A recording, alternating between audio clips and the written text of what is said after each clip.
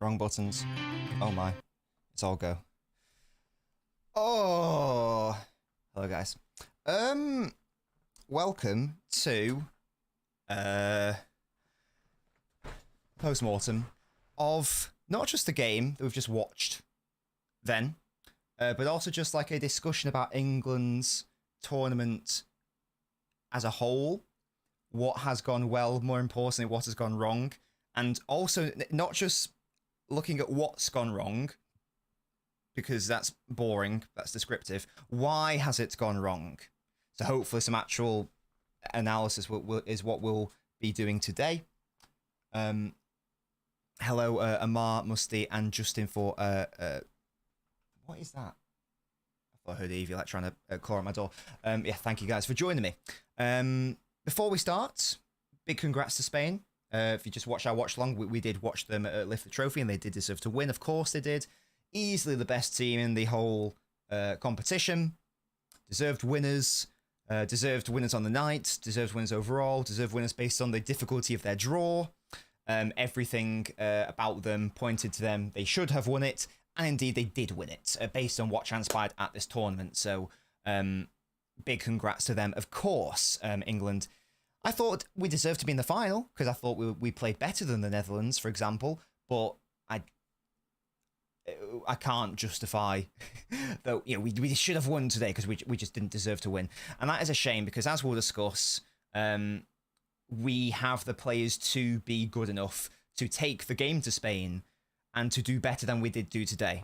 Now, in the light of the Slovakia win, or rather, win, I started to become very disillusioned with what started. It was sort of like the straw that broke the camel's back for me.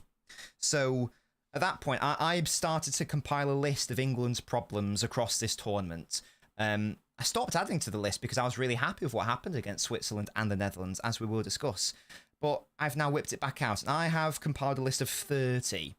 Some of them might overlap. Some of them may not be as relevant now because, as I say, there was mainly from performances before the Switzerland game. But to be fair, this video is about the tournament as a whole. So we'll be getting through those 30 issues throughout today's stream. And it'll be a back and forth with you guys. So hopefully we can have a nice, intelligent conversation about why have England been so shit this tournament, across the whole tournament, outside of a one or two decent games. If you're watching, please leave a like. If you're not watching, leave a like on the video. It does help, and it is free. Feel free to get involved in the comments. If you want to go the extra mile and become a member, get a lovely perk like a little gold name badge, for example, like these lovely people, or this lovely person, Liam, you can become a member by clicking the link in the pinned comment or the join button. Amar says it's never coming home. Hola Musty. Hello Justin. Hello Liam. Southgate Scouts Gens. Costas tournament free. Trent Gordon and JB. Kane's a liability. The Kane curse is real.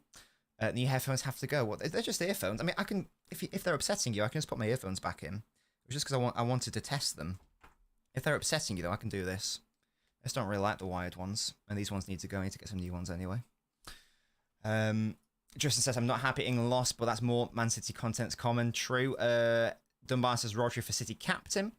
If Southgate stays for the World Cup in North America, I'm not watching it, says Ethan. Before I get into the problems, as I say, there are 30.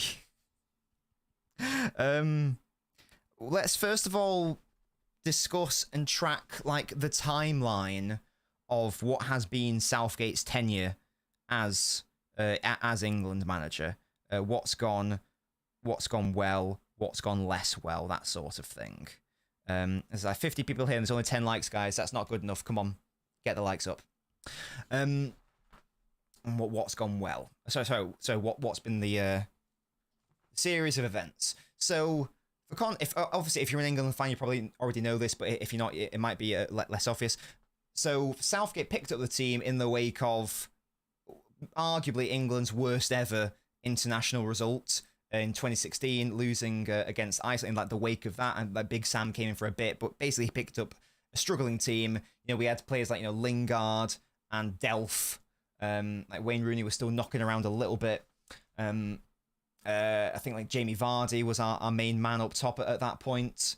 Dele Alli as well. That's sort of a far cry from, the quality that we have now in terms of, Foden, Bellingham, Trent, a more experienced Kane, etc. And he did very well in 2018. An easy run, yes, but still got to semi-final. Should have done better in the semi-final, but I don't really blame him for that. The main thing, what he did well, from my perspective, was he helped get the mentality of like England's, the English side up, and like he got the fans back on side. Because there was a lot of disillusionment, sort of like post Golden Generation. We didn't even qualify for 2008. 2010 was a bust. 2012 was actually all right, but Italy just outclassed us. 2014 was embarrassing. Iceland was even more embarrassing. So it was a pretty dark times in respect of England. 2021. Easy run, favourable run, still got to the final, should have done better in the final. I was very angry. However, I thought that we had the turning point in the 2022 World Cup, because I thought we were better than France. There was some like the USA game wasn't good enough, but there were improvements, and the playstyle was getting better. There were still some annoyances, like he was relying on Jordan Henderson, for example, but the signs were there that, and we had like a really young Foden, Bellingham, Saka at that time as well. That, these players are only going to get better. We're only going to get better. Southgate's going to be even more attacking as we go through the years, and these players get even better. That's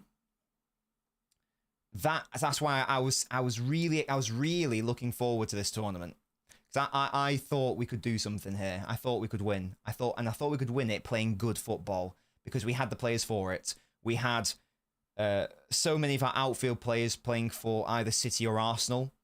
Could have had Liverpool players as well. But, the three best teams in the country all playing in a similar-ish manner in terms of like they all have the ball, that sort of thing, progressive, attacking.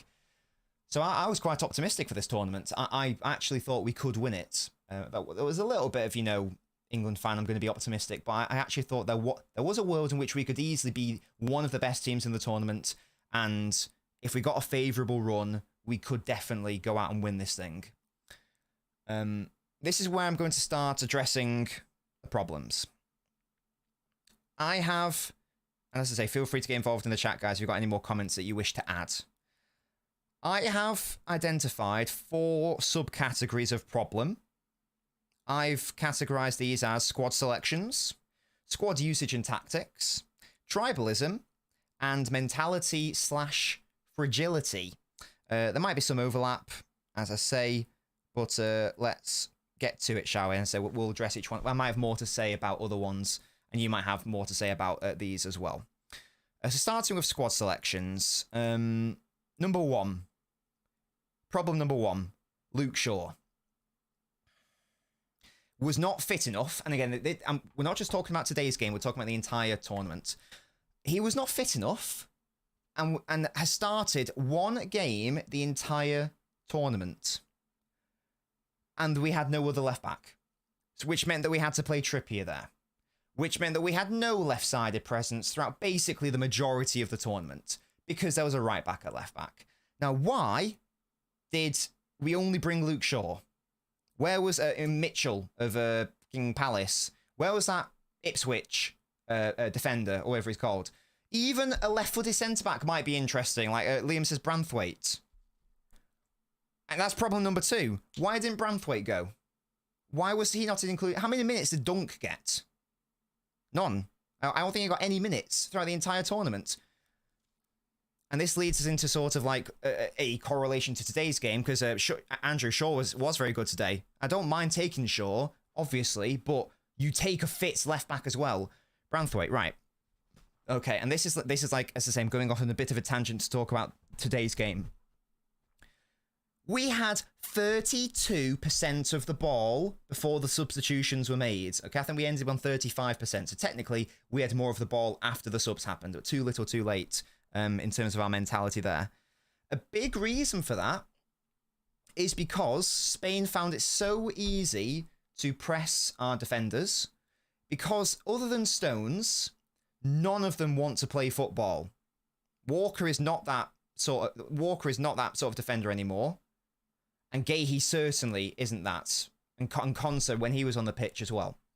It's not their fault, by the way. It's not Konsa's fault. It's not Gahey's fault. But if you have a situation where your only centre-back who's able to play out from the back is John Stones, and for the last couple of games, or in fact every single game in possession, we play a back three, and Stones is your central centre-back, it means that there is no ball progression or passing from the wide centre-backs. Because Walker ain't going to do it, and Gahey can't do it, and Konsa can't do it, or can't do it to the level required. So they can't play it into Mainu, who can then turn, take it under pressure, and get it into Saka, Foden, whoever. And I think if we just took Branthwaite, who is left-footed as well, by the way, and that is important for a left-side centre-back, Laporte demonstrated it today, it would have just given England a bit more of an edge in terms of playing out from the back and actually being more comfortable on the ball when it inevitably happened that a team came up against us. We played so well against Switzerland and the Netherlands, but a large part of that was because they just backed off us and they weren't really that interested in trying to oppress us that aggressively. They weren't that interested in having more of the ball. I'm pretty sure we had more of the ball than them anyway. If not, it was very close. Where Spain were happy to, no, we want the ball back and we want to dominate you. And we just had no answer for it. And part of that stemmed from the fact that we did not take the right defenders. Branthwaite being that problem. Okay, problem number 3. And this is the final one for the squad selections. We didn't take a Rashford. We didn't take a Grealish. We didn't take a Sterling. Now, Southgate clearly did not fancy Gordon because he played like 2 seconds. So maybe is that to do with like because it's obviously his first tournament, he doesn't have the experience. I don't know. Is that what his thought process is? But Rashford and Grealish and Sterling, regardless of the seasons they've had, are all seasoned England players. They've all featured in tournaments before for Southgate. I have no idea why I didn't take even one of them. The Rashford's the one probably. If you're not going to play Gordon, I don't know why Rashford didn't go, even if just off the bench. Even if just off the bench, I just don't really understand that. I'm not being funny. I'm not trying to have a go at Bowen. How many minutes did Bowen play? I feel like he came on against Serbia for like 10 minutes and we never saw the rest of him. What was the point of taking him at that point? You may as well just take someone who actually may have got a few more minutes and may have actually been able to be impactful. Squad usage and tactics. This is the next subcategory of problem. Walker. A right back. We have the best right back in the world, probably, in our squad. In Trent Alexander-Arnold. Probably the best right back in the world. Certainly the best attacking right back in the world, at least. And we are playing Kyle Walker, who's not had a good season with City, has been bad for City, and we aren't even really giving him a chance. Instead, what we're doing, which is problem number 5, we're shoehorning him in at midfield for the first few games. And then if he's not in midfield, doing nothing because he can't do anything, because he's not a midfielder, he's holding bench to Kyle Walker, who has offered outside of the first couple of games where actually, in fairness, he actually did sort of all right going forwards. He's not done anything to justify his selection. He's been a burden. That's the issue. If a player is not doing anything, but they're not doing anything bad, like they're not a burden, they're not doing anything net negative, then it's not that much of an issue, because it's not ideal, but at least they aren't doing anything detrimental. The issue with Walker is that he's not been good defensively either for the majority of this tournament. Today, for example, he was so bad. He was so poor for that second goal in particular. Sabila blended for the first goal as well. I think I'd maybe give that to Shaw a bit more. But either way, the second goal in particular, I just don't know what he's doing. He's just, his starting position is wrong. It's really, really central and really narrow. So he's not even offering, this is what I've been saying all season for City, by the way. Walker is not even offering the defensive side to the game, which you would normally associate him being able to offer. We know he's not really going to offer the offensive situation. That is indeed my name, yes. He's not even offering the defensive solidity that we normally associate with him. So what's the point of having him on the pitch? Because the only arguments that I've ever seen of not starting Trent is, well, He's a liability defensively. Walker, solid defensively. Based on what? Not on this tournament, not on this season. He's not doing anything. So he's not doing anything going forwards, and he's not doing anything defensively. I can only see the argument if you play the back five with and without the ball. But we didn't do that today. We played a back four without the ball. Saka did not go to wing back. We changed it. It was just a standard right back. And Nico Williams had his way with Walker anyway, multiple times throughout both halves. So the worst case scenario is that Trent would get equally as rinsed as Walker today. But the gain is what you get going forwards. Do you remember that moment, I think it was in the second half, where Walker gets into a decent crossing position, and it just blazes over to the left wing. I think it goes out for a throw in the end. It's just embarrassing. He's just not doing anything. Going forwards, defensively, liability in both facets of the pitch. That has to be his last tournament. That has to be his last tournament. We must start one of James or Trent. James was injured, fine. So one of those two must start next tournament. We cannot be going into 2026 with one of Walker or Trippier as our main guys. It's got to be James or Trent. I don't care who it is. I don't care which one it is.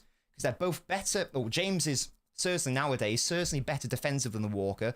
Obviously, he's better going forwards. Trent, obviously better than going forwards. You can argue the defensive point, but as we've discussed, what's the point? He got rinsed anyway and was at fault for at least one goal, maybe even two, and other opportunities. And just like, again, a brief pivot, today, the issue of today, specifically, whilst we're just talking about bad defenders, about bad defending, the issues today weren't even one of scoring goals, because obviously that was an issue. We didn't create too much throughout the game, but we should have conceded 4 today.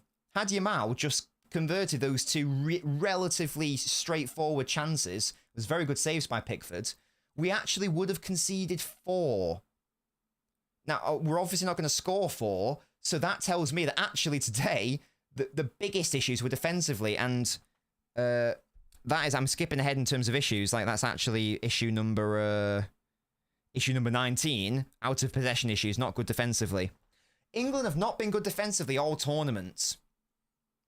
We didn't concede that many goals in the group stages. I think it was only 1, but that's a bit of a false dawn. We've not been good throughout the entire tournament. Like, our individual defenders haven't been playing that particularly well, but the way that we are set up to press the opponent, we are far too passive, especially out wide. I think it was the first game we started in a really forward 4-2-3-1, and then the wingers dropped off and became a 4-5-1, and then we just had to play long ball football. And throughout this whole tournament, there have been massive issues out of possession. That second goal, do you see the gaps between the midfield and the defence? It was ridiculous. It was like I was watching Man United. It was like with 2 passes and Spain are in. And then Cucurella plays that unbelievable ball. But like to get to the stage of Cucurella passing that ball in, it's like 2 passes, slices through the midfield. It's not good enough from an out of possession pressing perspective, and that is on the coach ultimately. Mainu and Bellingham, because it was Mainu and Bellingham. It was Mainu, Bellingham, Rice are in the midfield at that point. They should be very good midfielders from a pressing out of possession perspective, and yet they all looked like amateur in when that second goal took place. It's just like I don't know how you can fuck it up so much that you've got these brilliant players, like brilliant at winning duels and all that stuff, and fantastic at intercepting, and yet 2 passes cut through them like butter. It's really annoying. And again, that's on the manager in respect of defensive setup and pressing and out of possession work.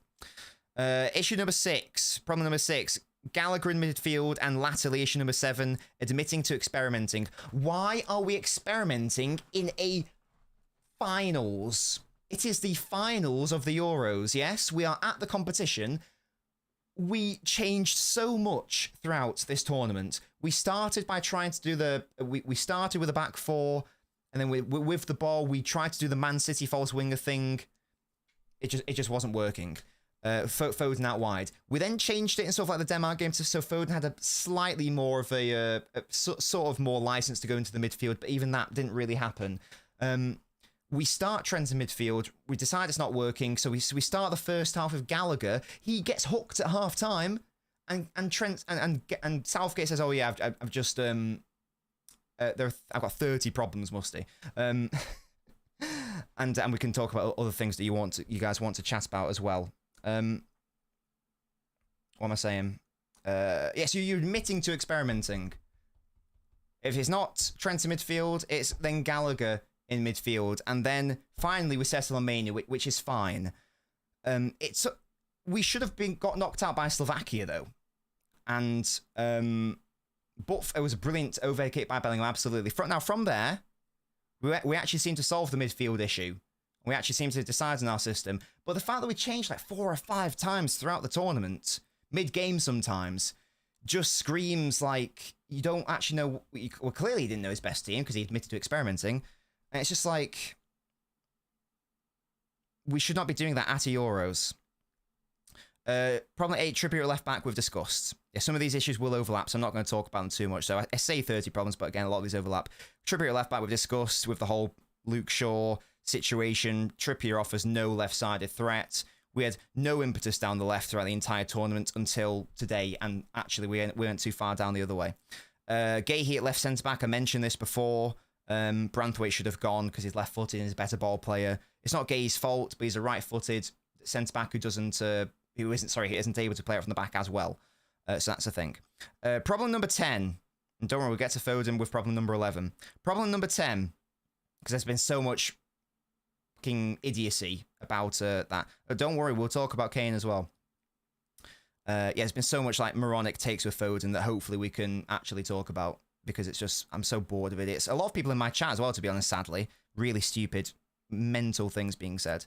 Yeah, problem number 10, isolation of Saka. And this sort of stems from the whole Walker situation, which again we have touched on. Today's game is a great example. Saka has been our best player, in my opinion, throughout this whole tournament, probably. He didn't. Adam Green, thank you so much for supporting and becoming a member. Welcome to the Ultras Club. You are a beautiful human being. Enjoy your gold name badge, loyalty badge, emotes, and the fact that you get to support your boy. Thank you so much, matey.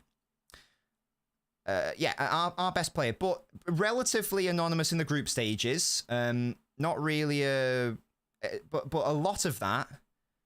And today is a perfect example. We just didn't use him. And in today's game, of all games, when you've got Cucurella, who is, whilst he's been very good this tournament, in general, he is suspect defensively. And last season, Saka had his way with Cucurella when it was 1v1. And so you combine that defensive fragility, and you combine that with the fact that we want to keep Spain like as pinned back as we can, and you combine that with the fact that Saka's been our best player, well, certainly our best forward player at least. We just don't use him, and we just leave him, and we just don't feed him, and we just leave him totally isolated, all on his own. So it means that when he does get the ball, and throughout this tournament, he's got to create something out of nothing. And it's really, he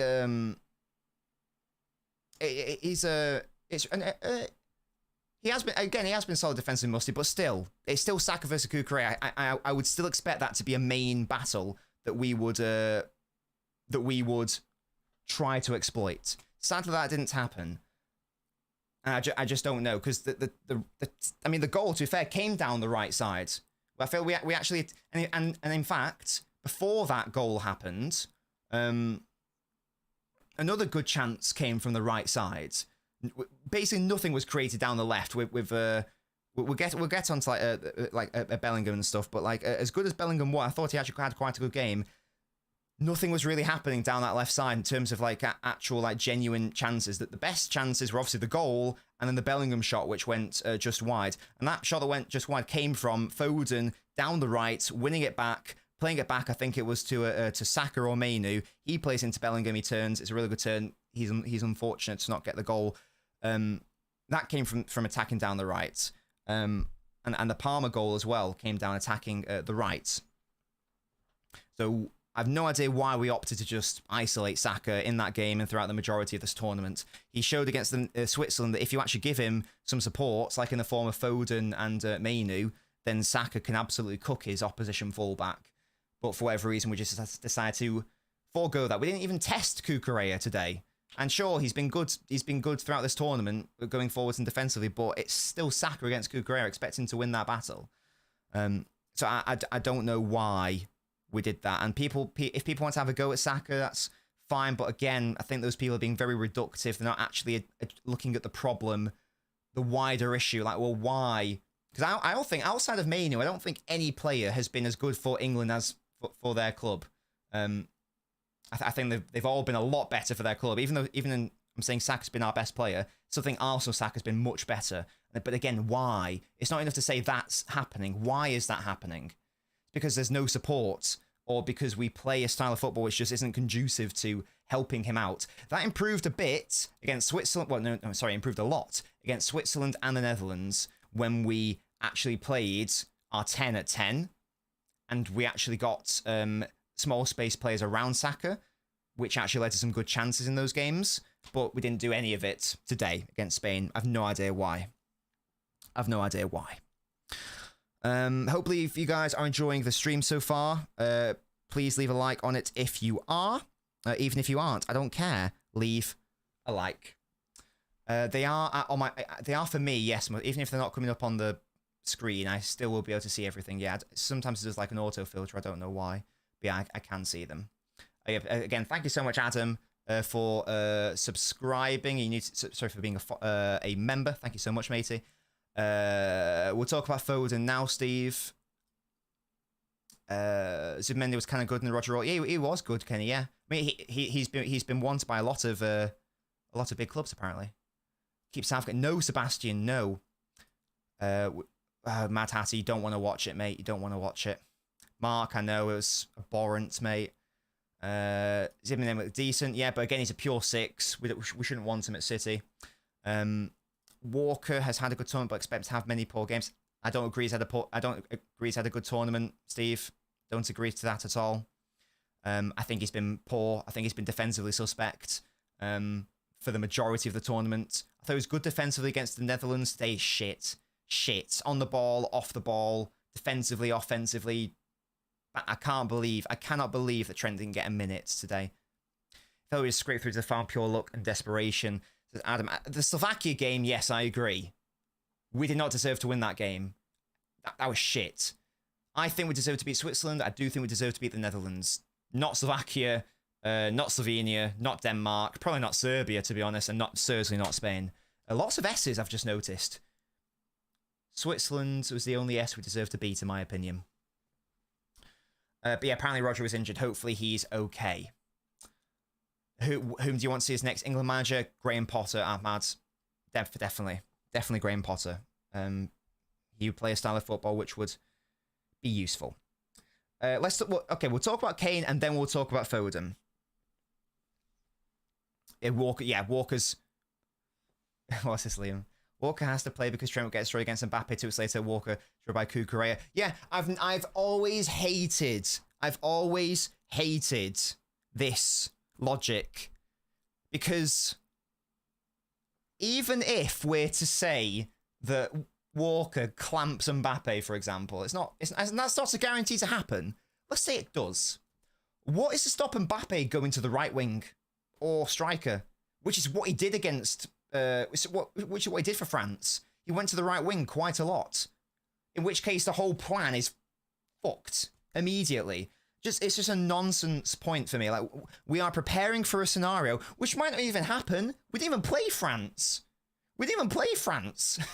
So what was the point?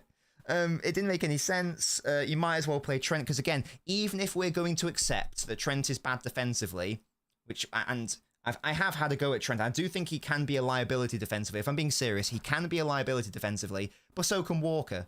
So you might as well and football is all about net gain. Yeah, exactly, Jack. He's a situational player. If you're up against Vinicius Jr., great. If you're not, it's a thing. Yeah, football is all about net gain. Does a player give you more positives than benefits? Let's take Edison, for example. Is he the best shot stopper in the world? No. Still a good shot stopper. Is he the best? No.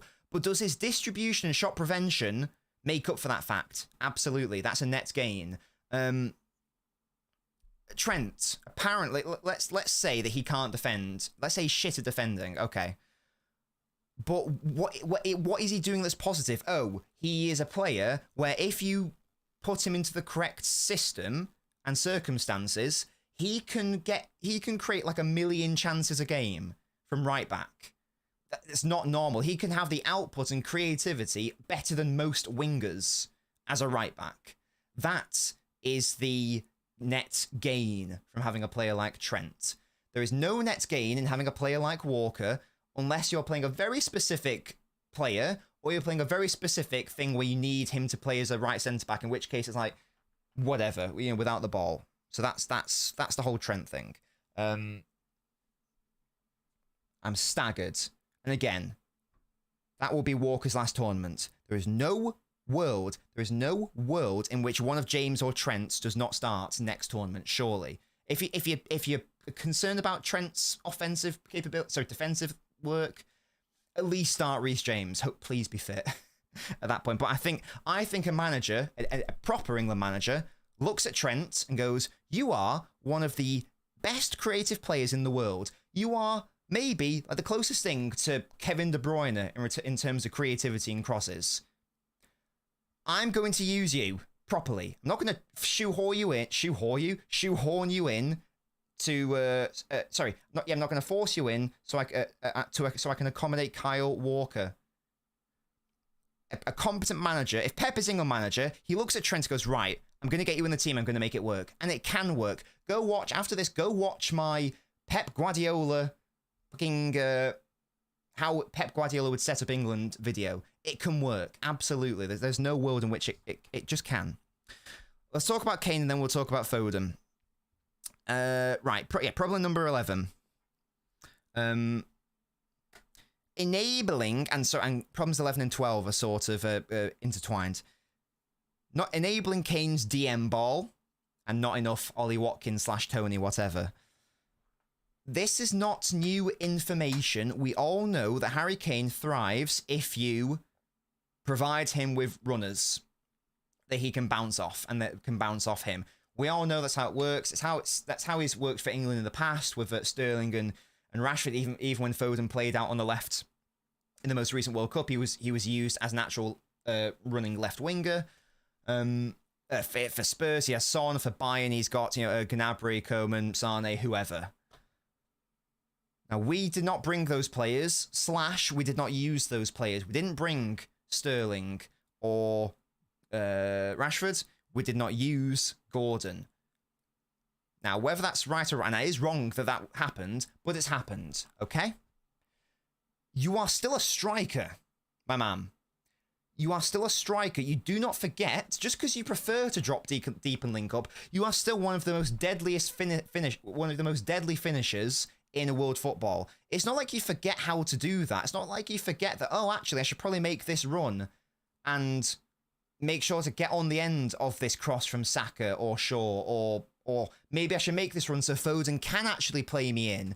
Oh no, I think I'll actually just hang around at the halfway line, or I'll be at the left wing slot so I can do a sick diagonal ball that the winger then crosses in, but I'm not in the box to receive it. The worst one I screamed, if you watch our watch-alongs, we've been heart rate monitor sessions, the highest my heart rate got to, I think it was like 120 odd, was when Foden played the ball to Saka, Saka played it across goal, and Kane is jogging on the edge of the box and just not even willing to get in the box. Surely 6 players aren't win the Golden Boot. I've no idea how it works, to be honest, Musty. If it is based on assists, who wins it? Does Morata win it at that point? I don't know has he even got 3 goals? Don't even know. Rico Lewis will be there. LNobbins wants the England job. I think I'd pick better starting 11s. 3 times where Southgate made a rash change. It worked 3 times. Why the fuck isn't he seeing that and starting these players as Ryder? We'll talk about the impact later, but I'm quite happy with certain players with impact. But just going back to Kane. Oh, Olmo, interesting. Just going back to Kane for a second. It's not. I feel like it's not hard or shouldn't be hard to just stay in the box and just occupy defense, because we saw it against the Netherlands and we saw it against Spain today. As soon as Watkins came on and he started making runs, Spain didn't like that, and the Netherlands did not like that. And it's so simple. It's really, really easy. Cole, again, like that Watkins goal and Cole Palmer assist against the Netherlands, that assist can't be made unless that run is made. Same with like Palmer's goal today. Go see how far back the Spain defensive line is.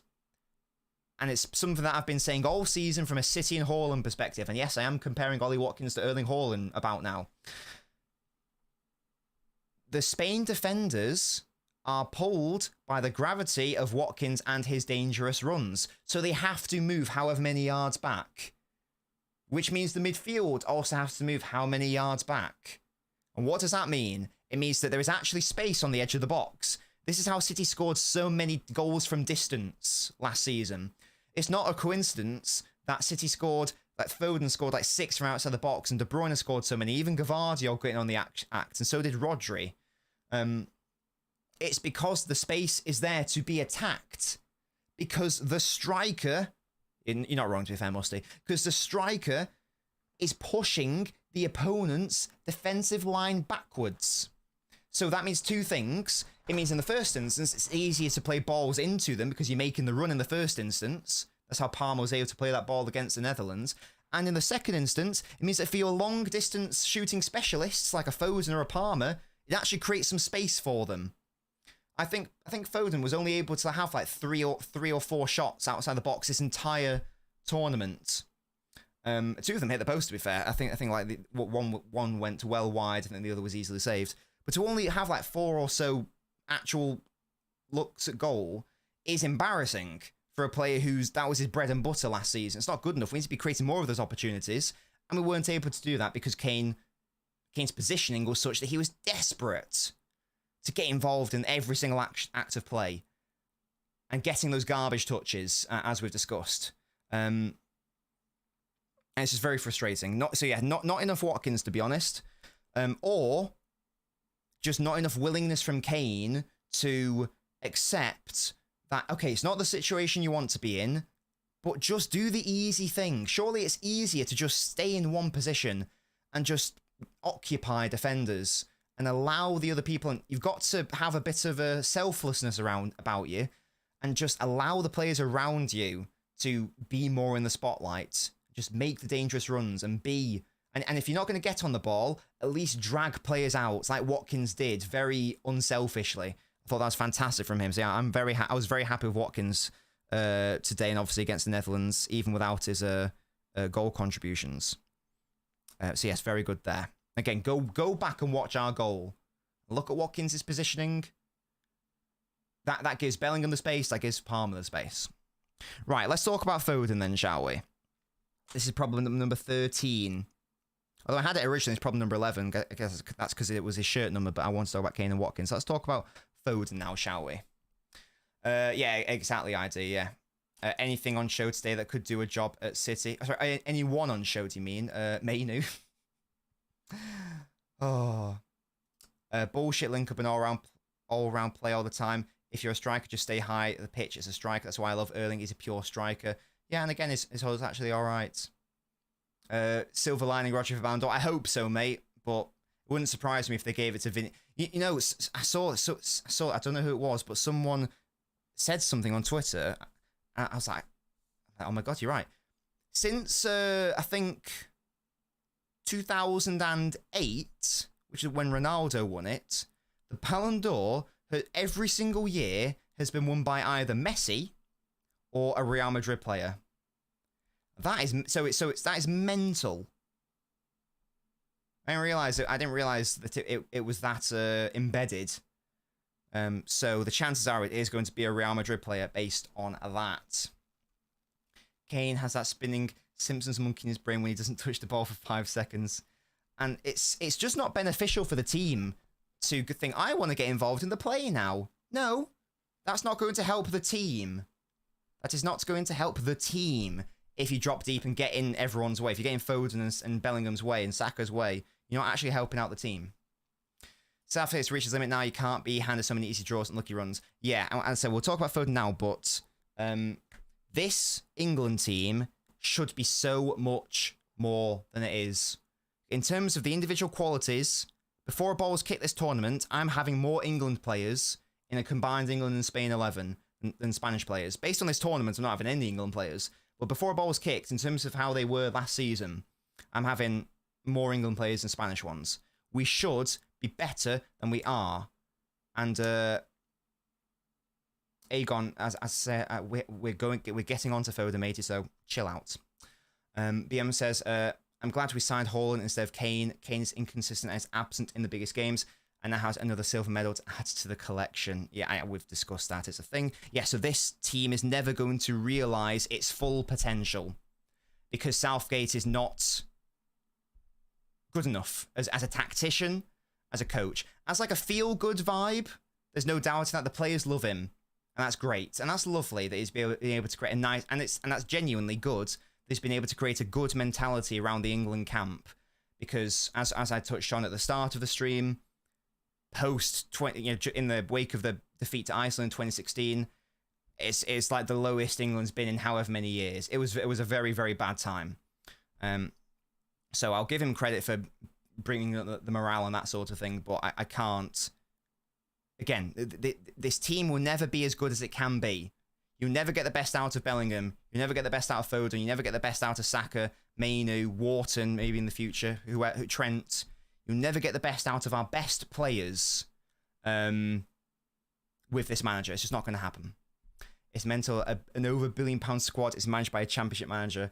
And again, that is what his level is, to be honest. If we were being serious and we said, right, pop Southgate in the English football pyramid, where do you stop? And at the absolute most, it's lower Premier League. It's not good enough for these players. Have won Champions Leagues. They've won trebles. They are some of the best players in the world. Certainly based on last season, some of the best players in the world. And we are playing like a non-league team at times. Certainly today. Again, not Switzerland, Netherlands. But this game, today. It's not 30. Again, 32% of the ball. Could not keep hold of it. No ideas, just embarrassing. Right, again, now let's talk about Phil, shall we? Because, again, there's been so much just like... I don't even know if it's lying or like an untruth or just lack of understanding about the situation. But let's talk about it. Let's track it throughout the entire tournament, I think. For some reason, it started from as early as the first half against Serbia, when Foden was actually good in that first half. I watched that first half about 4 or 5 times because people were telling me that he was shit, and I just could not understand. I was trying to see what those people were watching, and I just came to the conclusion that they actually didn't know what they were talking about because there was no reasonable conclusion that you could draw. You could not draw that conclusion as that based on that. So yeah, second half, poor, as was every England player. Denmark, bit better. Still not great, but a little bit better. Again, still too much time and activity on the left. Too much of a graveyard shift with having Trippier, who did not pass to him once in that first half against Serbia, for example. No, so that was when we tried to do the false winger thing. That only really works if you've got a defender who's left-footed and willing to push up and do that job. It's not going to happen. Slovenia, again, similar, a little bit better, but again, not that great. Too much time on the left. Slovakia should have had an assist from the cross from the set piece. But yeah, again, not that great. Again, he's on the left, just not really much to be going on with. So there's no doubting that he wasn't very good, but people went way overboard. For some reason, people decided that he was the reason England was shit, or that England should drop him entirely, and not really... First of all, not even accepting that... Well, first of all, he's not even our worst attacking player on the pitch, so let's get that out of the way, first of all. But then secondly, not even wanting to consider why is this happening. And again, we know that if you play a midfielder out wide who isn't a winger, you don't surround him with the right players, it's obviously not going to end well. The great thing was, the Southgate clearly decided that enough was enough. And Switzerland game, the first game we played well, Foden played properly out and out in midfield. And it was the best we played all tournament. And that went to another level against Netherlands. Foden was even more involved in the midfield. That was the best we'd played all tournament. Does anyone here reckon it's a coincidence that the two best performances we had all tournament were when we played our 10 at 10 and we got him more involved on the ball? Does anyone reckon that's a coincidence? Does anyone here seriously think that's a coincidence? And what did having him in the midfield and more on the ball mean? It meant that you got, because he was playing right central midfield in that moment, it meant you had more of an outside box threat. It was so unfortunate to not score against the Netherlands. It meant that you got Saka more involved in the play, as was the case in the Switzerland game, and then as was also the case in the Netherlands game. And you also got Mainu involved, who was like the deeper right-sided midfielder. The answer is no, it isn't a coincidence. The only good offensive patterns of play throughout the entire tournament was Foden, Saka, Mainu operating together in small spaces. That link-up and connection was the only good, consistent attacking play. Everything else was a moment. It's fantastic that Bellingham scored an overhead kick. It's from a throw-in. You can't really you can't bottle that and replicate that. You can replicate attacking patterns of play, like what we saw with Foden, Saka, Mainu. I didn't see any of that today against Spain. And that was because I think Foden, Foden had 19 touches in that first half and only 14 in the second half. He did get taken off before full time. So 30 odd touches in an entire game of football. If I get my spreadsheet up so I can have a look, as you guys know, we know that if you give Foden the ball, City play better. Could it be a similar thing with England? When was the last time Foden? Yeah, right. So Foden, I think, got 30, 33, 34 touches today. All of last season, one game where Foden got that many touches. And that was Aston Villa away. Which was City's worst game all season. Maybe if you play a style of football against Spain where you are so passive and you are so defensive and you don't get one of your better players involved on the ball, maybe you don't play well. It's so not a hard connection to make. That what a surprise! In our two best games, they were the two best games that England had. So when he's not involved, England don't play well.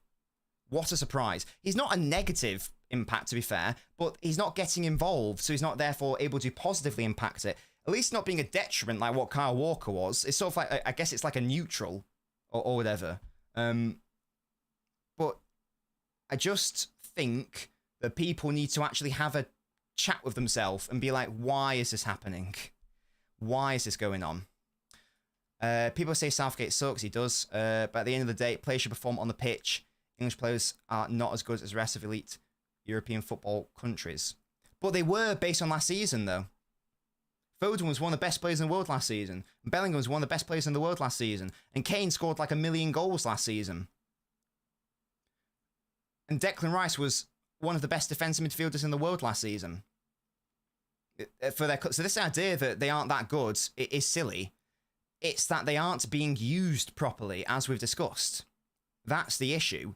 If you play someone who's played at 10 for the majority of the season, out wide for the most part, and then you finally play him in midfield, and then you see the positives that has on the rest of the team, but then for some reason you go back on that in the final, in the most important game, that is a coaching and managerial and tactical issue, rather than an individual player issue, surely. Because we've seen it work. We all saw the Switzerland game. We all saw the Netherlands game when England were better. So we know it can happen. But the squad is not being utilised properly, or players aren't or maybe they're being maybe Kane's being instructed to go deep. I don't know, but they aren't just doing simple things right. So that's my thing on the Foden situation. There's so much weird. I don't know where it's coming from because I'm watching the games and I'm trying to be right. So this is like this is a very unintelligent comment. Provide your analysis, Aegon, please, because I want to have a conversation with someone like you. Tell me the analysis. Please, proceed. What there have I said that is wrong? What don't you agree with there? Because that's not a point. That's not a point. I'm explaining a situation. If you would like to provide a rebuttal, rather than a nonsensical statement, then we can have that conversation. Because I'm totally willing to be civil here. That's the point of these post-mortems. I don't know what I've said there is incorrect. Our two best games were Foden's two best games. Our two best games were when Foden was more involved on the ball. Our worst games were when Foden was not involved on the ball. Our worst games were when Foden was either shoved out to the wings, or players were not finding his runs, or we just play so defensively and passive that we can't actually get him on the ball. Even today, with like very little to work with, I mean nothing to work with in the first half, to be honest. Watkins came on immediately. Foden looks a lot better. Going to the right, winning the ball back, playing it back to Bellingham, gets a shot off. Yeah? Even that was better. Walker is finished as Tony. Yes, I agree. Look at top 4 to 6 Premier League teams and how many foreign players are part of best 11, so many of them. Yeah, but again, there's so many good English players there as well. I've listed them. Foden, Bellingham, Rice, Kane were unbelievable last season. They were unbelievable. Luke Shaw's a very good defender, Stones, etc. These are very good players. It's not being used properly. They're not being used properly. That is the problem. Southgate made those players look like an SPL team rather than a side packed with world-class talent. I'm still waiting on Aegon's rebuttal. I'm willing to listen to it. I'm willing to listen to intelligent criticisms. But for the most part, people are saying such stupid things like, people are like, oh, I want Foden to take the ball and run it and charge at the midfield. So, but I think that was a Switzerland game maybe. But they were so defensive. There's no you're asking him to run at players. What, just like from a stand start? So he's going to run into players, lose the ball, and then they're on a counter attack. It doesn't make sense. I want Foden to get a grip on this game, but they are finding his runs. What do you mean? And then when he did do that, that suddenly wasn't good enough for people. Like earlier today, yeah, Musty, yeah. Earlier today, like Foden had a cross, right? There was no one in the box. It should have been Kane. Kane was like on the outskirts of it, and Foden played the ball, and he couldn't find anyone because guess what? There was no one to find. And then someone had the gall in the chat to say, "Oh, what a terrible cross by Foden." The positioning, the positioning of Kane is such that cross is impossible to make. So Foden's trying to play a ball which is not possible because otherwise he's playing it. He could play it into a dangerous area, but there's no one there. So what's the point? He's got to have someone to hit. Like when Watkins came on, the Palmer in the Netherlands game had someone to hit. He had someone to hit in that moment. And Foden had nothing to work with all game. And Saka, nothing to work with all game. Watkins comes on, bam. Something to work with. Watkins comes on, stay, bam. Something to work with. The run is probably better than the pass. The run from Watkins today is unbelievable. And it's so simple. So yeah, Aegon, I'm still waiting to hear this incredibly intelligent rebuttal. I'm willing to be proven wrong. I'm willing to be proven wrong there. So that's that. Yeah, again, I don't know where it's coming from because for some reason, I think it's mainly coming from idiotic, large Twitter accounts. And to be fair, it's only really on Twitter. I'm not seeing it on, the match of the day analysis, in fairness. Like they are, like for the Netherlands game, they were, actually properly saying how good Foden had played. Even after the Netherlands game, he still got people going, oh, he didn't play well. I just don't get what people are watching, to be honest. They aren't They aren't willing to get involved in the discourse and go, but why? Why do you think that? Why is that happening? Maybe it's because he played so well last season and people were upset at how good he was last season. Because City fans have been saying for years, just playing in midfield and he'll cook, and he did that. And maybe they were upset they got proven wrong. So now they want to place really weird, unnecessary standards on him. I'm not sure. Foden, this tournament has been better than Kane. And he's been better than Bellingham, if we're talking about our midfield and forward players. I'm not sorry. He has been better than those two across this tournament. He's been better than Trippier. He's been better than Walker. He's been better than Stones, probably, throughout the tournament. But for whatever reason, he's become this weird sort of focal point of attacks, and really unintelligent attacks as well, which make no sense. And again, they just fail to account for the context. I'd love to know what these people would want Foden to do in today's game, for example. What did you want him to do today? Because he wasn't being... There was a really good moment where, again, Bellingham picked up the ball and just had to slip in Foden. He just didn't. He's got no striker to hit. Watkins comes on, suddenly he looks a lot better, and so does the rest of England. Yeah. So I don't really know what else to say about him. Because we haven't actually had any actual discussion from people who are detractors. At the moment you put Kane, Saka, and Foden and Palmer together, you were fucked, because Kane style's defensive with minimum running and pressing. They weren't even all on the pitch at the same time, Binny, to be honest, because Kane got taken off before Palmer came on. Uncle Ben said best about Foden: great power comes with great responsibility, says Jason. You got to use him properly. And we did use him properly against Switzerland. And look what happened. We played quite well. And yeah, and Liam is the biggest Foden, in partly a joke, but hater or doesn't like Foden. But anyone who's got anyone who's worth their salt in respect of analysis can surely see that he's nowhere near being the problem. The main problem, as we discussed, is that we're not properly using him. When we do use him properly, England play very well. What a coincidence. Even when we aren't using him properly, he's like a neutral. He's like a 5 out of 10 or whatever. Not doing anything negative, so not impacting the... he's not making mistakes, for example. He just hates his mum, doesn't he? Yeah. But it's not like he's giving the ball away in midfield, leading to shots on target. He's not doing anything detrimental. He's just sort of existing. So even at his worst, he's existing. To be fair, second half against Serbia, he did give it away a lot. But yeah. It's not like, I don't want to dig Palmer out here, but an example, Foden has done an example of that, which Foden hasn't done all tournament, is Palmer gave it away in midfield, and that led to one of the best chances of the game for Yamal. But again, no one really touched on that because it's not in their interests to do so.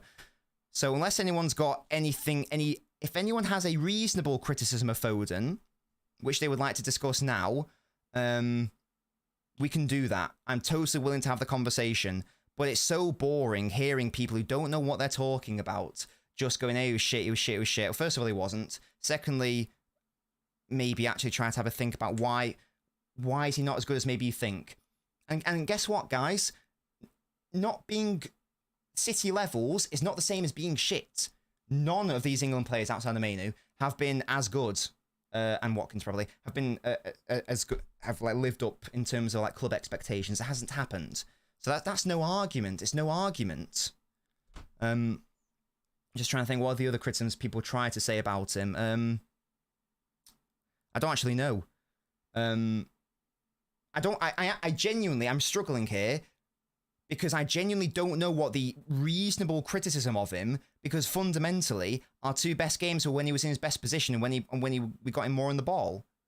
So I actually don't know what the rebuttal is there. If anyone can think of one, let me know. Yeah, anyway, that's the Foden situation. I feel like I don't disagree with that, NCZ. I don't disagree with that. But again, no one did for England. And he's never going to play as well for City because obviously it's a totally different way of playing for England. So I don't expect any England player to play to the exact level as their club. I don't think anyone did. Apart from maybe like Mainu. But and even he struggled today, to be fair.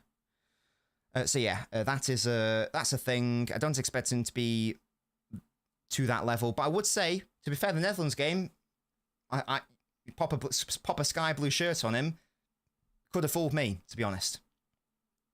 And this we're getting. So if you got any more Foden commentary, let me know. I feel like that was like the main one. If anyone's got anything intelligence to say, let me know. I feel like I've been fair and reasonable. Aegon saying I'm being too protective of him. No, I'm just appreciating context. And he's not even the first or second or third or fourth biggest issue with this England team in terms of personnel. I could talk about Trippier or Walker or Kane or Bellingham before we even discuss him. And speaking on Bellingham, I think we need to do that now. Because Bellingham is a fantastic footballer. Absolutely brilliant. Of course he is. The main issue for me with him this tournament, and of course he scored that, he crashed the box well against Serbia, and he got that brilliant overhead kick against Slovakia, of course. And to be fair, today he was all right. He was good in the first half. He was all right in the second half. A good outlet, thanks to his height. This is interesting. So this is from Van der Vaart, apparently. Bellingham's not someone who's there for the smooth touches. He's a strong lad who keeps going 90 minutes long. Number 10 on his back is debatable. He could wear a number 10. For me, he's not a number 10. And that's what I think I want to discuss now. Bellingham is not a 10. And I really hope that this tournament has shown everyone what I've been saying for months, and what the majority of us have been saying for months, when we in like the lead up to the Euros. But Jude Bellingham is a wonderful, wonderful footballer. Might win the Ballon d'Or, but he is an 8 playing as a 10, and the 10 role he played at Real Madrid was an incredibly specific use case where they didn't have a proper striker.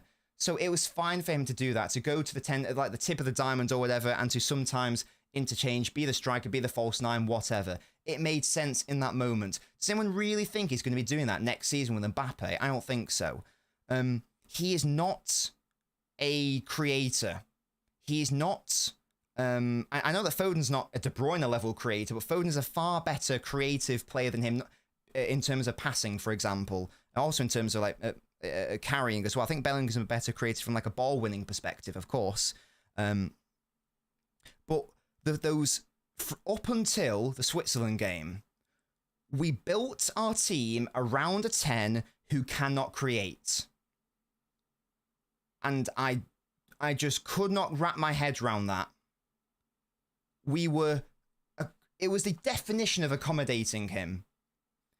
It was, the be-all and end-all was, you must play in midfield, you must play as the 10. And that's problem number 14. And what that leads us to is problem number 15, which is we ended up building a midfield which struggled to control a game and struggled to break the lines.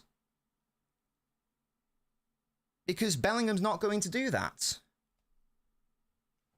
And Rice isn't going to do that. And Mainu's probably starting position is probably too deep to do it consistently. You need Foden there because he will do that, and he has been doing that for City. People will bring up the expected assists stat, which is fine, whatever. But there's so much that Foden does which won't register as an expected assist. I can't remember the game. I think it was a Wolves at home. Nunes got an assist for a Haaland header. I don't know the game. Foden played a wonderful through ball, which broke the midfield lines. Broke the defensive lines. Nunes got on the end of it. Perfect cross. Perfectly weighted ball by Foden. Easy cross for Nunes. Header. Goal. Now, Foden created that chance. He won't get the assist. He won't get the expected assist stats. But he created that chance with his passing. That is what he can do. And we know he can do that. That's what he did against the Switzerland multiple times to play Saka in, or to try to play Trippier in, who was offside, sadly. Good players are good players. Okay, Danny. Right. That's a very intelligent comment. So he's able to do that. Is Foden, but Bellingham's that's not really his game. You need to start him deeper. I think you need to play him as an 8. And as I say, up until the Switzerland game, we were accommodating him to the extremes. To the extremes. Not only in terms of the position. Foden, that's another great example as well, Musty. In terms of the that's in terms of like the number 10. But again, we kept allowing Bellingham to have this free role. He was everywhere. As I say, up until the Switzerland game, if he wanted to drop deep and pick it up there, he could do that. If he wanted to try to crash the box, he could do that. If he wanted to try to be the main creator, he could do that. But what it ends up doing, and we saw it so much today, because I thought he actually played quite well in certain moments. But he just he holds on to the ball too much. He doesn't give it up quickly enough. He's like, he was always trying to just do one thing too extra. Trying too hard at times. Like, I think in the first half, nutmegged Rodri, brilliant. Now release the ball and you've beaten your man, release the ball to I think it was maybe Foden or Saka, release the ball, get up the pitch. No, I'm going to try to take this man on now as well. And we lose the ball and that's the attack wasted. There's just too much unnecessary actions in his game for England. And I don't know why. I wonder if he feels like he has to do that. Does he just want to do that? There have been questions about his... I don't know if arrogance is the right word, but, he did the whole who else thing after scoring that overhead kick. Does he feel like he doesn't have to release the ball? I don't know, but it's a massive detriment, to be honest. It doesn't keep it... He wasn't keeping it ticking over in midfield. But what you need from a 10 is someone who will control the tempo of the game in those moments, play those line-breaking passes, release the ball at the right times, etc., etc. And he wasn't doing that. For me, if we're talking about any midfielder, and we're saying that if any midfielder is an issue for England, and I don't think that Bellingham is the main issue, by the way, but if that's our starting point, then Bellingham is a far bigger issue than Foden this whole tournament. For whatever reason, people don't really want to talk about that. But the reality is that Bellingham keeps getting in everyone's way, or kept getting in Foden's way so much up until the Switzerland game. It wasn't until Southgate swapped them round, and you had Foden in the right half space and Bellingham in the left half space, because Bellingham was continually, even though that was Foden's area, Bellingham was continually going over there. And Kane was dropping in there as well, so players were getting in each other's way. It wasn't until Bellingham, I'm not having a go at Bellingham here, but it wasn't until he took a back seat in terms of the touches and in terms of being the main man that England started to look a lot better. Again, that was against Switzerland and the Netherlands, when Foden became the main 10 and when Bellingham took more of a deeper, selfless role and he wasn't allowed to do anything he wanted to do. That's when we looked better. And that's why I was so disappointed with today. Because we just seem to force so much of our play through Bellingham and through Kane, who, if we're talking about attackers, they have been our worst forward players. And our right side all of a sudden becomes barren. We created 0 goals. Problem number 16. 0 goals created centrally. I might speed this up and then maybe we can have a general chat because we are approaching midnight. We created no goals centrally all tournament. Everything was out wider from a set play. Caught between identities. We've got players who can play tiki-taka, short, small space football, intricate, and yet we're hoofing it long. The subs I put here poor use of subs. The subs did get better in fairness, but we didn't see nearly enough of Trent.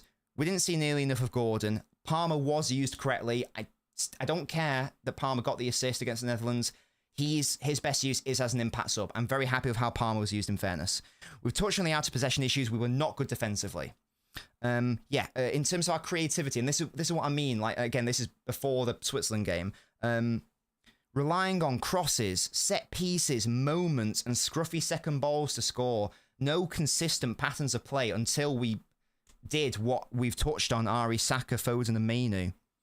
Over-reliance on problem number 21, over-reliance on individualism. Like, players thinking I've got to create something out of nothing here. I've got to score a banger here. And in sometimes in the moments it worked, but too often it didn't. Like there wasn't enough of a collective throughout the entire team for me. 22, I've discussed this. No clear attacking patterns of play. 23, if you saw the pass map from the Slovakia game, it's what I call the U of despair, where left wing passes to left back to centre back to centre back to right wing to midfield, and it's that. And the passing network is like that, just in a constant U. Nothing, no penetration, yeah. And that leads into what we were saying earlier, because we were insistent on accommodating a 10 who was not a proper 10, leading to zero creativity. Zero. Until we put a proper 10 in there. 24, backing off after a goal scored. That's not really relevant today, but that was a massive issue against Denmark. And in fact, was that the only time we did that? It may have been the only time we did that. But and also just that just also just coincides with just backing off generally, not using our actual attacking players and thinking, why don't we just go for it today? Like, I'd have loved to have seen us just go for it today. That's the most disappointing thing. Just, I can't even be. At least I was proud of the France performance. I wasn't proud of this performance. I just feel empty. I'm so sad. I just feel so empty today. Like, it's just sad. So those are my main issues with squad usage and tactics. Great tactics, as Lee. Not sure about that, mate. I'll do some rapid fire stuff because I say we are approaching midnight, and then I'll catch up on the chat. Tribalism. I've hated Twitter the past few weeks. It's been so annoying. I hate human beings so much. So this was in reference to the Palmer cameos. And this isn't just from a City perspective. So much like Saka hate for no reason. Like, people are like, oh, it's bench Saka, start Palmer, because this is like when he came on against I think Denmark in the groups. It was like a 5 out of 10 those cameos, but people bigging them up. I don't really know. We've touched on the runs with Watkins' situation. Again, problem number 26, the Saka performances and the weird criticism there. Foden versus Jude. Problem number 27. It should never have been a case of play Foden or Bellingham. A proper manager makes it so that they work together, because they absolutely can work together. But for whatever reason, we've got a manager who's decided that only one of them can play like 10 at a time or whatever, or that we've got to accommodate one for everything. It's just, yeah, annoying. We saw with Germany, they did it with 3, then they went to 2. You can clearly play with 2 10s if you want to. And then the last subcategory, before I just touch on the comments, etc. Mentality and fragility. Putting Saka at left back, man, just tells me that this manager caves into social media pressure. I didn't like the Kane, Rice, or Bellingham interviews after the Slovakia game. You are one of the best teams in the tournament, and you're complaining about people criticizing you. You've been crap, lads. If your performances are crap, you deserve to be labelled as crap, especially with the high expectation. Maybe, and that's just a shame, because that just tells me that they can't handle it when they're actually the favourites. It was all well and good in 2021 where you weren't the favourites or whatever, or you weren't as good, but now you are. Act like it. And which led into like the unhappy camp situation. Like, there was I think it was Sam Lee who's like the Man City correspondent. There was like on a podcast. And apparently the England camp were not happy with Bellingham, for example. Stuff to do with, like, because he doesn't do the same media stuff or whatever. So it's apparently all kicking off backstage. Unhappy camp as well. So those are 30 problems, guys. Some more important than others. Lots of overlap. But hopefully we've addressed everything. I am now a husk. Good players are good players. I have no idea what that means. If you put Messi into a team which has got 10% of the ball, do you think he's going to play well? I don't know what that means. Good players are good players, but you still need to be able to use them properly. It's no good having a great... players aren't like machines, and they can't operate perfectly with imperfect parameters. You still need to set them up in the correct way, no matter who they are. I feel like people are afraid to call out Jude just because of the season he had. Might not be the same for you guys, but for me, it's the third biggest problem we had. No, yeah. Look, if we're talking about, like, what were the biggest problems throughout this whole tournament? I think Trippier has been the biggest one. Not talking about just say that this whole tournament. I think Trippier has been the biggest one, i.e. not having a left side. Because I think if you have Shaw there, you actually do have a left side, then you don't need to start Gordon, to be fair. So I think Trippier was the biggest issue for me. I think that Kane is the second biggest issue for what we've discussed. And I think I maybe go Walker over Trent as the third biggest issue. And then I'd probably have Bellingham as the fourth biggest issue, to be honest, of those things we've discussed. So I don't think you're too far off. Powell says Bellingham doesn't have the brain of a 10, doesn't release the ball quickly enough. And that's my issue. Release it so much quicker. Because he does such good work. But then he overdoes it. And it's such a waste. And it's so poor. And it's just like...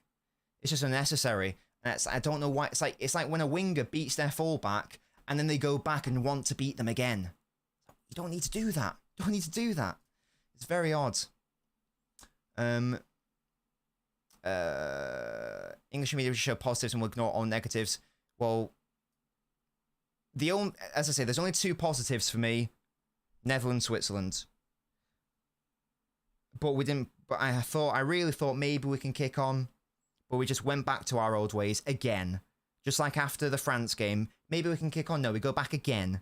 We've got to get rid of him, Southgate. That is, we must bring in a manager who's going to actually use some of the best players in the world properly.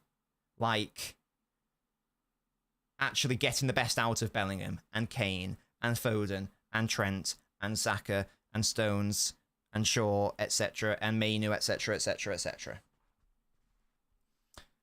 Thought it was bad before, now after... Yeah, that's such shit, because, again, I didn't expect us to win today. I didn't expect us to win. I knew we were the underdogs. I knew that we were probably not going to win. But you can still be proud of a performance, and you can still give a good account of yourselves, and you can still give it a go. And you can still try your hardest to take it to the opponent. And I feel like we left so much on the table. We didn't leave everything out there on the pitch, if that makes sense. An opportunity wasted, I think, to actually have a good game. Just didn't have that. For me, it's more like a box-to-box. Yeah, exactly. He's an 8 who can play as a 10. He's one of the best box-to-box players in the world. I think that he should be being used like City used Gundogan for it. He's not as good as Gundogan, obviously, but he can be a similar sort of player. Gundogan wasn't demanding the ball all the time and playing just behind the striker and doing all this shenanigans. He was doing the simple stuff correctly. He was crashing the box late, but he was being a good duel winner and being solid defensively as well. That's what I think Bellingham should be.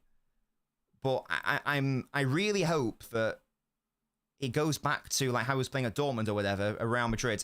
I don't know if he's got into his head that he has to play there. But that's an issue as well, to be fair. I don't know if we discussed this. What was the game where Bellingham's number went up, but he knew he wasn't being subbed? Can't remember the game. Might have been Slovakia. I don't know. But he didn't even flinch. He knew he wasn't being benched in a knockout game. And that is an issue. Because that means that you're exempt. That means that you've somehow got this sway and authority and power for him to know that there was no way he was going to get benched. There was no way he was going to get hooked. To Switzerland, thank you. Which in itself tells me it's wrong. He literally could not believe he was going off. He stood there and he like said to the referee or linesman or whoever it was, yeah, I'm not going off. Despite the fact his number was coming up. That's an issue. Because again, that tells me that he knew he wasn't getting taken, or it means that Southgate's subs were already pre-planned, which is a big tactical issue. But I think it's probably the former. And again, that in itself is a worry. Because that means that there are certain players who are bigger than the manager. And you ain't going to hook me in a knockout game, mate. And that's a worrying thing. I'd have had it differently with the left side and Walker being 1 and 2, and then Jude's third, because then it became so much of a problem. We'll play it in behind on the left. Fair enough. That's fairs, Liam. That is fairs. But it's a similar-ish order, though, yeah. Team feels like a class left to figure things out with no teacher, says Killian. That's a good point. And maybe that's why, like, you know, in those brief cameos, maybe that's why Palmer did look a little bit better, because he's used to that. He's used to working in chaos. Conversely, Saka and Foden and Mainu didn't look as good until there was some sort of order, because, again, they're used to that. The type of swinger Safko selecting KO is the biggest issue for the attack, says ID. Due to midfield version of Frimpong, unless you actually watch him, you don't know his best position. And yeah, like, so many people, like, clearly, and again, I watched enough Real Madrid to know what Bellingham is as a footballer and know why it worked at Real Madrid and why it would never work as the main 10 and the main creator or whatever. It was never going to be a thing. He's just not that sort of player. And that's not a problem. He's got world-class attributes in other areas. But in respect of what his skill set and traits are as a 10, no. Going to play deeper for City to remember how good he was in the 2021 season. Now he is almost playing as a second striker, says it'd be interesting to see where Foden plays next season. If England, I mean, it shouldn't come to this, but if England are going to get to the point where they can't even get it out of their own half at times, then Foden's going to have to play deeper, because he's one of the only players, along with like Mainu, comfortable receiving it in those areas, on the half turn, etc., under pressure. So it's kind of sad that Jude's become this type of player, says Musty. I just don't. Again, it works at Real Madrid for a very specific reason, in a very specific use case. It makes no sense to try to replicate that with England. It makes so much more sense to either use him as an 8, or, like today, which is why he sort of played quite good in that first half, use him as an outlet on the left, because then at least, if you're under pressure, he can win it in the air, and you can get your team territory up the pitch, and that did work a number of times. The issue then was he didn't release it quickly enough to Foden, Saka, whoever. This is like if Foden wanted to keep playing up top when he played as a false 9 in that 2021 season while having Haaland in the side. Yeah, I wonder why. I wonder what he's thinking. He must want to do it, mustn't he? Because he's doing it. I don't know. It's very confusing and very upsetting, and ultimately, there are many reasons why we've not been good this tournament. There is light. There is hope. This team is still good enough to win. Of course, this team should only get better. Like, Foden's 24, Jude's 21, I think Mainu's 18, Saka's like 22. Hopefully, James or Trent will start next time. Hopefully, Branthwaite will start. So the team can. I think the team will be better in 2 years. I think it will. I think the individuals will have gotten better. I think Foden will have improved. Saka, Bellingham, etc., etc. But it needs the right manager to get the best out of them. Really weird comments earlier going, world-class players, world-class players. No, it's not that simple. It's not that simple. Mbappe was shit at this Euros. Mbappe was poor this Euros. Not poor for his standards. Poor. He was just bad. He's not a shit player. Maybe it's because actually, maybe I don't thrive in a purely defense-oriented situation. Maybe I actually want to get on the ball a lot more and actually play in a more offensive structure. Maybe that's what it is. It's too simple and just wrong to say this player's great, he should perform in every single scenario. That's not how football works. It's never how it's worked. If you put Messi into fucking Bristol Rovers, he's not going to... I'm sure he'll still be the best player, obviously, but he's not going to have a good time if Bristol play with like 20% of the ball or whatever, and he doesn't get involved. It's not going to happen. Like today, our best players clearly thrive with having possession, like Saka and Foden, etc., and we just deny them that for no apparent reason, outside of cowardice. I don't even know. So that's the thing. Lads, it's past midnight. I've said all my problems with England. There's probably more than 30. It's more important ones than others. Do you guys have any final questions or comments or thoughts that you would like to pop into the chat that I can react to now? Hopefully you've enjoyed this post-mortem. And hopefully England could just get better and learn from these mistakes and errors. Jude seems to have an ego issue, says I obviously don't know. But I'll repeat, people are so quick to have a go at Foden, but wasn't even our worst midfielder. He wasn't even the midfielder with the biggest problems this tournament. Yeah, it shouldn't be that hard, Paolo. Yeah, here we are. May is class. I love May new ID. I'd love him at City. Second half, do you see all Spain players doing something simple? Forward passing, easy as pie, and we, on the other hand, spend so much time passing forward through the middle. But again, a lot of that stems from, as we discussed earlier, the fact that our defenders were not willing to play it to the midfielders, and then the midfielders were not willing to play it into the attackers. And then even when our attackers did get the ball, they didn't have a striker to hit. It's like a causal chain of issues. And whereas Spain have Laporte, one of the best ball-playing centre-backs this sport has seen. And that's not hyperbole, that's just a fact. And they have Rodri, one of the best DMs the sport has seen. And they have Fabian Ruiz, who is so calm and considered and delicate on the ball. So they can easily get through midfield from their own defence all the way up to the attacking players easily. And they've got players who will fizz it into Yamal and Nico and the striker and Olmo. And Olmo from there can hold it up and link up play really well. Which is what I think lots of people thought Bellingham would be able to do. But again, he's not that sort of player, really. Had we just taken Branthwaite? Had we just allowed Mainu to get more involved? Had we just fizzed it quicker into Saka and Foden rather than dilly-dallying on the ball and trying to beat a man once and then another man and then overplaying it and trying to look pretty instead of just getting on with it and doing the simple stuff well? Spain do the simple stuff well. Our players overcomplicated it. I'm so happy Drew got humbled, says Samuel. He wasn't going to get away with being a bad footballer. And that's too far for me. He's not a bad footballer. Football won't say, let's pray for Rodri to win the Ballon d'Or. He's just not what people think he is. He is not what England fans think he is. Before a ball was kicked, everyone had their 11. Well, most people had their 11. If there was no Foden, I was like, get Bellingham at 10. Like, yeah, it's that sick, lads. Where's the passing coming from? Where's that small space work coming from? Who's breaking those lines when it matters most? Who's breaking those defensive lines? Not just midfield lines. It's all well and good breaking a midfield line. How about a defensive line? Who's doing that, do you reckon?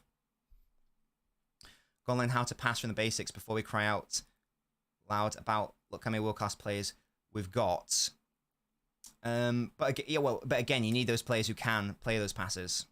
And you didn't have the defenders to do it in the first instance. If you convert a single player in the world into an Englishman, who would it be? Single player. So, biggest problem, it's probably Rodri. To be honest, it's probably Rodri. That would solve like so many issues.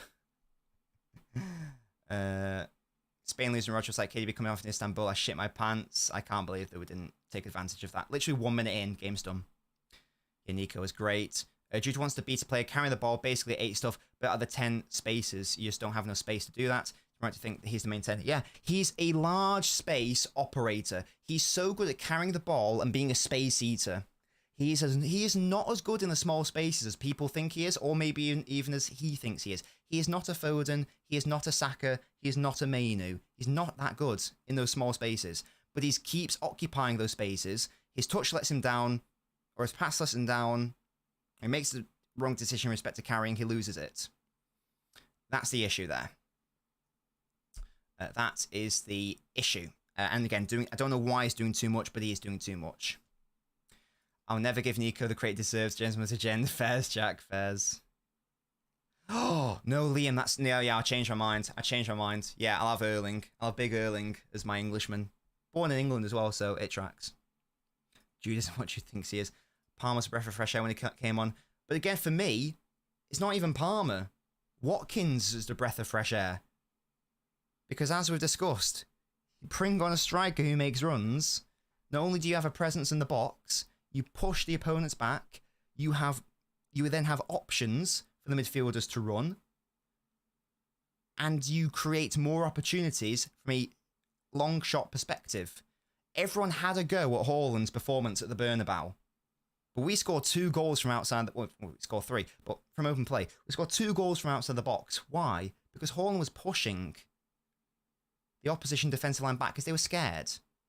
He was making runs. And Kane didn't do that. So Laporte and LNobbins are like looking at Kane going like however many meters away from them, like closer to Rodri than them. And they're looking at it like, okay, I'll just chill here then. Like, I've got no defensive work to do. There's no box threat. This is the easiest box defending sesh of my life. I don't have to do anything.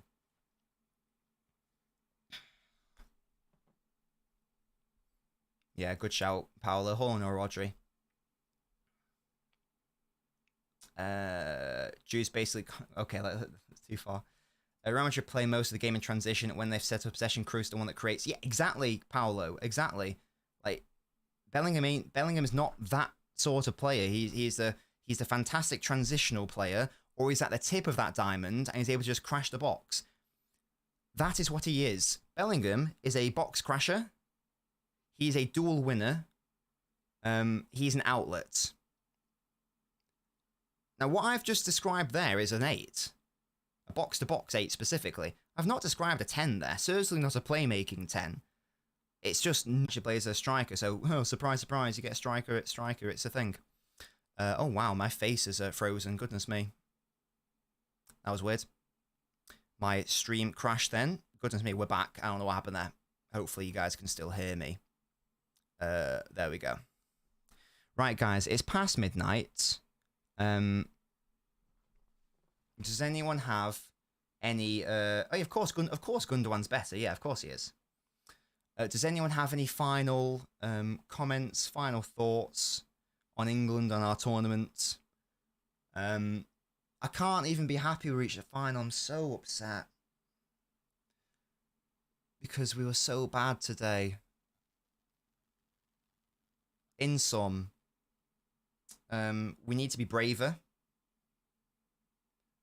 We need to trust our better players more so. We need to just play our best players in their best positions. That's not a hard concept. Foden's a 10, play him at 10. Get him the ball. Brilliant. Nice. Stop isolating Saka. And actually have a supportive overlapping fullback around him. Stop forcing the play through Bellingham. It's not going to work. Get a striker in the box. Because Musty, we were good against Switzerland and we were good against the Netherlands. So that's why. That's why I was hopeful that maybe we can go to another level. Maybe. Or keep that energy. But we went backwards, and that's why I'm just so deflated and so depressed. It ain't Cruz. Is it Kroos? I don't know. Well, he's retired anyway, pressure drop, so we don't have to say it anymore. Yeah, but Musty, I don't care. We played better, and we were the better team. I don't care. I don't care. My thoughts are the same as they always have been. Thank you, Southgate, for the finals, but it's time to go, matey. These players and fans deserve more. Yeah, and we will never achieve what we can achieve as a team with Southgate at the helm. It will never happen. Never, ever happen. It's not a thing. It's not a thing. He's so limited as a manager, as a tactician. Nice guy. Good for morale. But he's, at the end of the day, and people will look at his results and go, oh, but he's got to this final and this final, and that's great, but I don't buy outcome-based analysis. This has been a waste of a Euros, as far as I'm concerned, because we all knew full well we were not going to win that final, and we should not be feeling that going into a final. We should be like, this game's for the taking. We've got the players to win this game. At no point did I really feel that we were going to win. I thought that after the Palmer equaliser, I thought maybe we can get to penalties. And I actually did think we could win on penalties. But in terms of like outclassing a good opponent, in terms of being the better team, it's not going to happen. We will never, ever see the best versions of Saka, Foden, Bellingham, Mainu, Trent, etc. with this guy in charge. It will never happen. He can't do it. Nor will he ever be able to do it. And that's a shame. So yeah, thanks for picking us up, etc. But it's now, you've overstayed. This is like Ole Gunnar Solskjaer. In my opinion, you were the right man at the right time. You got England out of the doldrums, morale up, but you've overstayed your welcome. It's time to go. And it's time to move on to a manager who knows what they're doing and can get the best out of our best players. Lads, that's been the stream. We had around 100-ish people watching this one. Thank you guys so much for joining me. I don't know what we're going to do, to be honest, from now until the Buxton. We've talked about Foden. You can go watch that bit because I don't buy that at all. I don't know what I'm going to do from now to the end of the season. Let me know if there's any particular content you would like to see. I'm not the sort of person who puts out content for the sake of putting it out. I know I should do, but I don't. I only want to give you guys stuff which is, in my opinion, worth watching. I mean, on YouTube, musty. So I guess I could do like transfer stuff, but I've done my video on City's transfer window and what I'd like to see. I don't really know what else I have to say on that. If I feel like I have something of value to say, I will say it. If I don't, then I won't. I could do transfer talk, Paolo. I just don't have too much to say on it unless something concrete comes out, and I can maybe talk about how I think we might use them or something.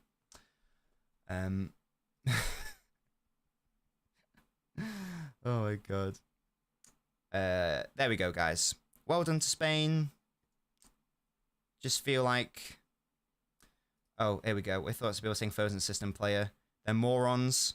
Again, this... Yeah, it's not true, Buxton. He was good in the first half against Serbia.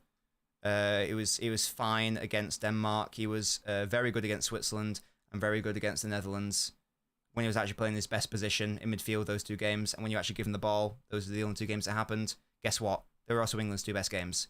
Make the connection. It's not hard. Yeah, this is what morons say. People don't know what system player means.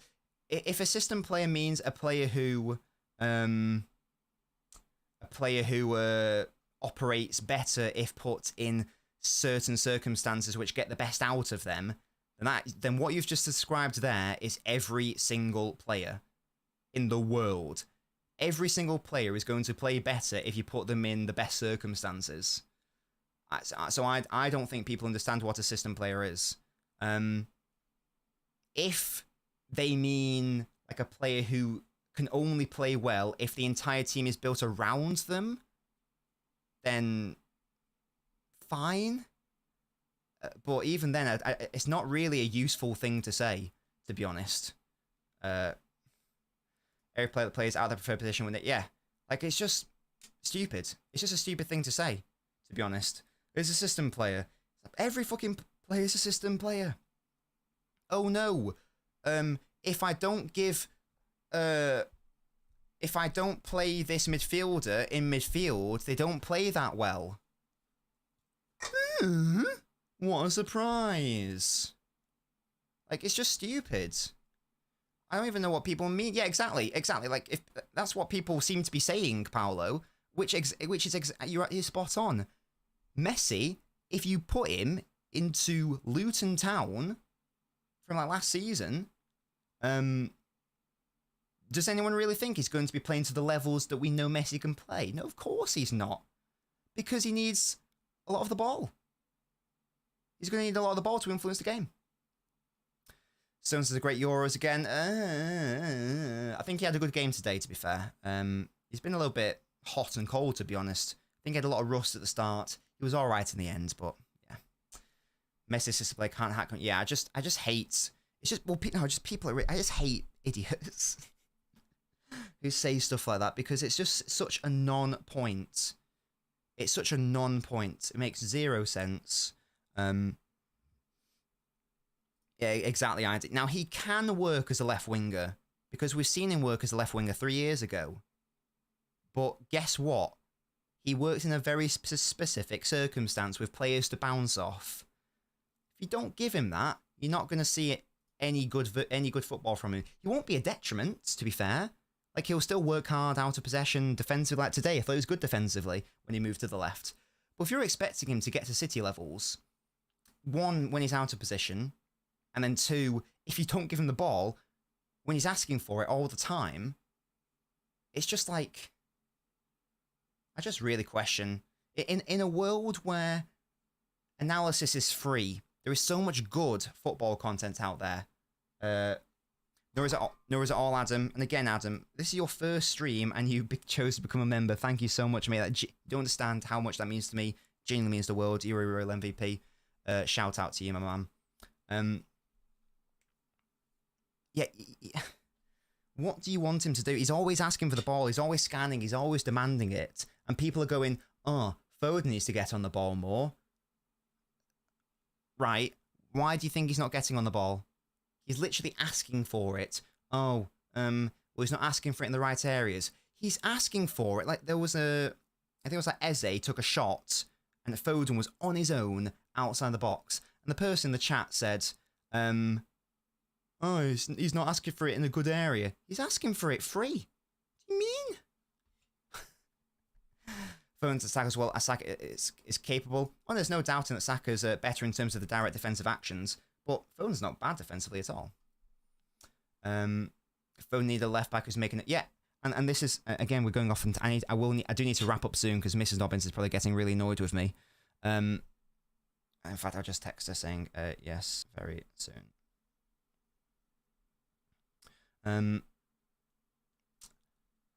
Oh my god, again, idiots. There's such an idiotic statement by one of the people on Sharky's podcast.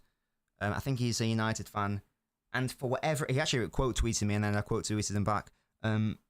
Such a ridiculous thing that he said. He said he tried to, because we were talking about the fact that Foden was being played out of position at left wing. And he was saying, and Fabregas, people wanking over Fabregas' analysis. I'm sorry, he was wrong here. He was saying, well, look at Iniesta, he played left wing. And look at David Silva, he played right wing. Or, sorry, he played left wing for City. And they still performed, so why can't Foden? First of all, they're much better players than him, so weird. Secondly, David Silva had Kolarov when he played at left wing. And Iniesta had Jordi Alba when he played at left wing, the false winger role. Who did Foden have? Oh yeah, he had Trippier. The least left-sided player maybe in the history of the universe? So no shit he's not going to be able to play to the same level. Again, if you don't play him in the right position, you don't give him the right touches, it's not going to happen. No worries at all, Adam. Thank you so much, mate.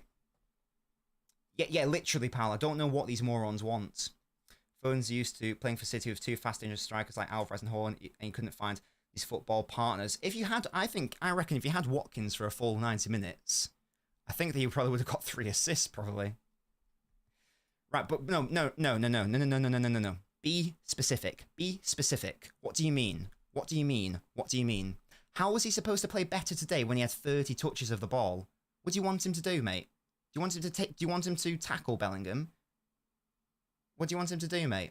When we go down the left, do you want him to scream at Southgate, go, no, attack down our right, please? I want the ball now. He's requesting the ball. He's getting into positions to receive the ball. He's not getting the ball. So what do you mean? What do you want him to do specifically?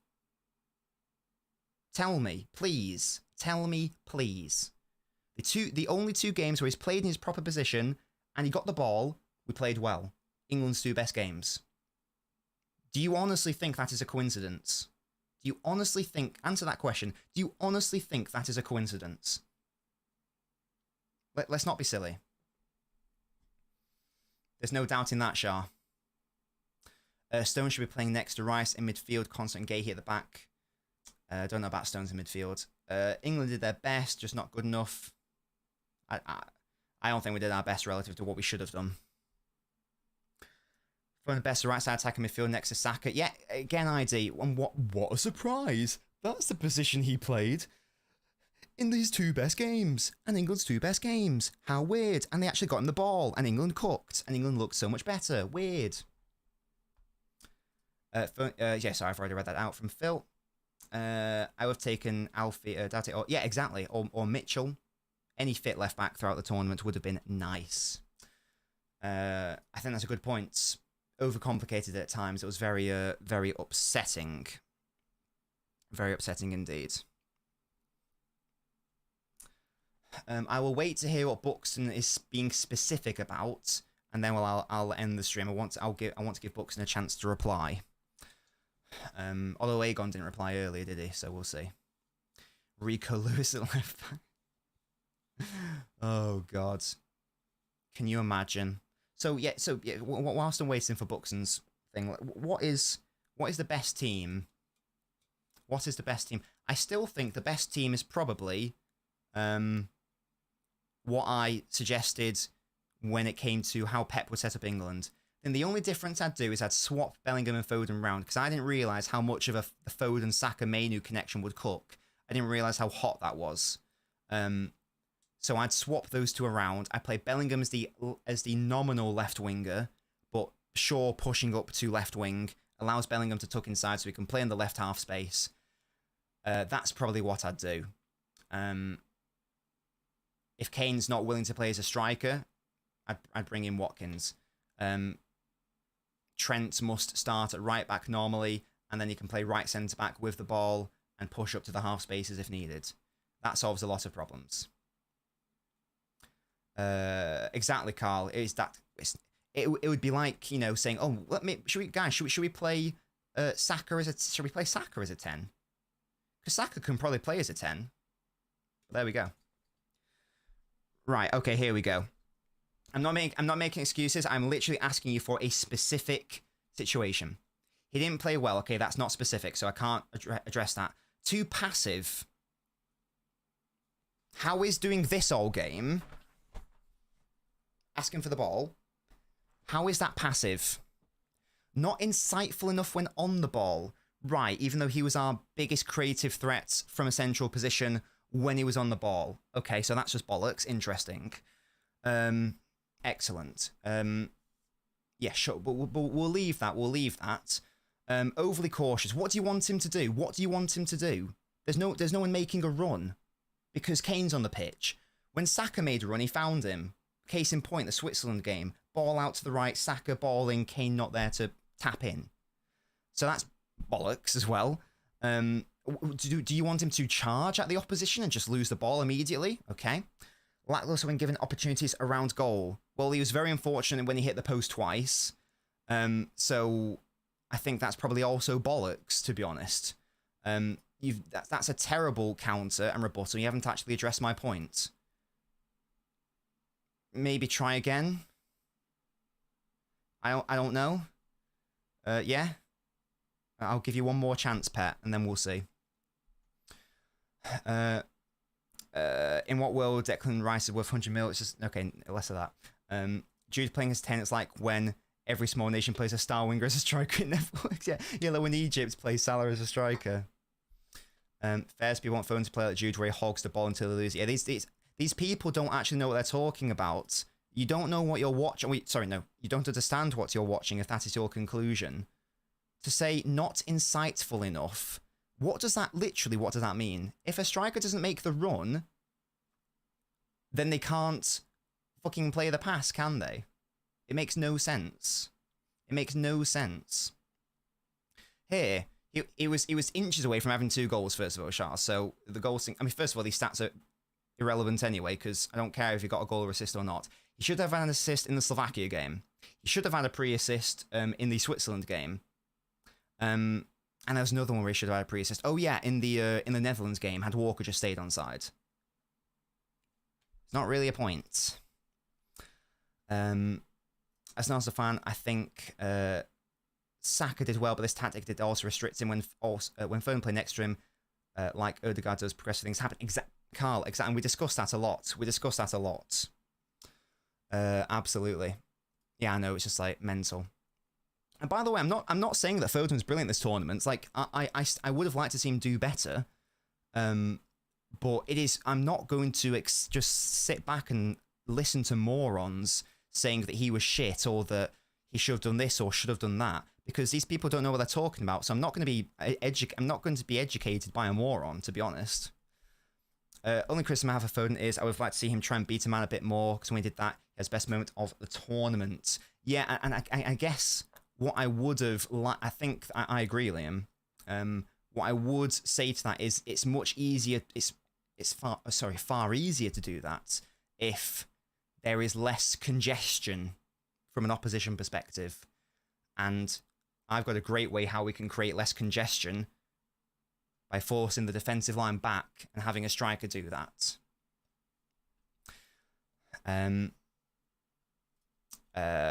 Once Bruno Fernandes, what do you mean should have had?